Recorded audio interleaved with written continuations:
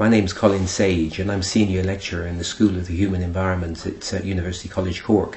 I'm also Director of the Diploma in Speciality Food Production here in UCC.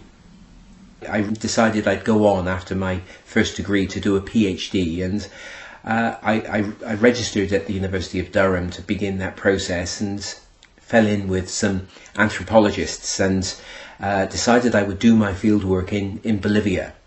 And so I went to Bolivia back in 1980, and my arrival coincided with a military coup, and I spent a long time working my way around army checkpoints and so on, and eventually began a process of working in a mountain community, working with potato farmers. I was interested to understand how they organise themselves in relation to the ecological resources that they had available to them.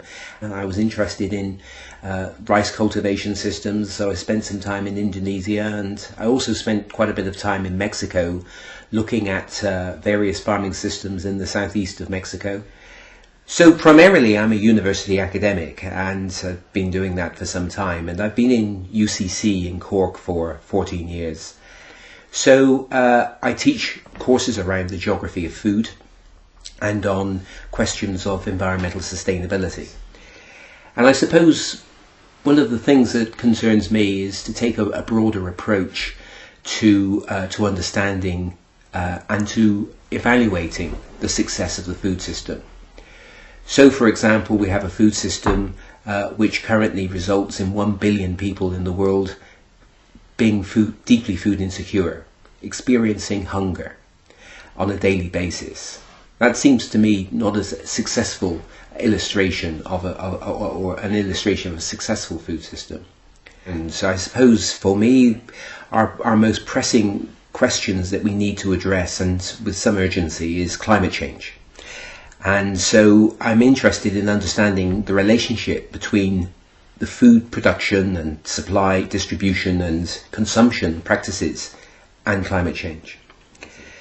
I'm also interested in understanding something about the relationship of food supply and energy, our demand for oil, particularly oil and natural gas. These are critical resources for the food system. And so part of my concern is to tease out some of those interlinkages. So I've been working in Ireland for the last 14 years and been interested in exploring more the rise of small-scale production, what we could call artisan producers, that have become more apparent across the country, regarded as producers of very fine food. But they are more than simply small, often rural businesses producing quality food products. They also represent, I think, something of what we call a paradigm shift in our approach to food.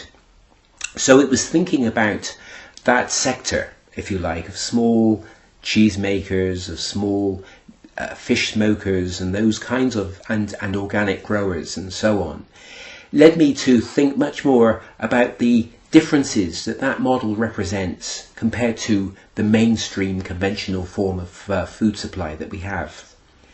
And so I began to embark on a quite difficult process of trying to turn these half-formed ideas into a book. And eventually, the book came out earlier this year in 2011. It's called Environment and Food. And this book, which took 5 years, I suppose, to write effectively, was to try to tie together some of these concerns with the shortcomings of the mainstream food system and why we need to start thinking about alternatives. So I would like to thank Cork Environmental Forum for presenting me with this award. I regarded it as an enormous honour and a privilege to be considered for the award, because it has a history of being presented to very significant individuals who've made an enormous contribution. And I feel I've simply been trying to do my job and do it as well as I can, and bring the message to as wide an audience as is possible.